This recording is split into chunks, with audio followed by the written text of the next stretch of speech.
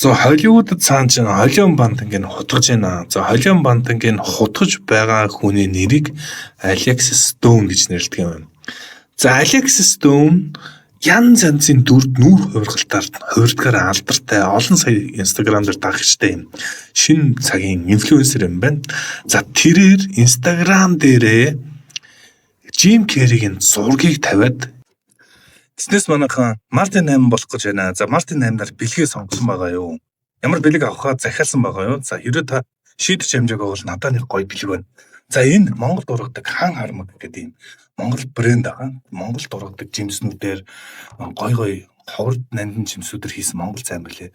Би өөр амсч удсан үнэхээр гоё амттай маш тансаг гоё чамин бэлэг болно. За энэ яг Мартин 8 зориулаад бэлгийн зориулаад 20% хямдруулсан байгаа. Та энэ энэ чинь орсон байгаа линкээр утасны дугаарлал өсгөл яриад шууд хөргүүлээд хямдралтай өнөр хөргүүлээд авах боломжтой шүү. Энэ бол би Jim Carrey-ийн дүртэй гэж бичсэн чинь интернетээр нэг шуугч байна.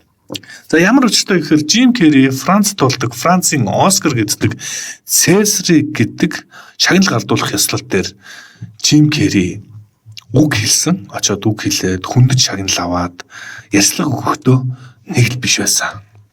Олон хүмүүс Jim Carrey-гийн энэхүү ярьслага дээр энэ Jim Carrey биш байна. Бүр шал өөр хүн байна гэд бүгд эргэлзэжсэн. Тухайн хэд Google дээр ч гэсэн Jim Carrey тэргүүлж ялаа.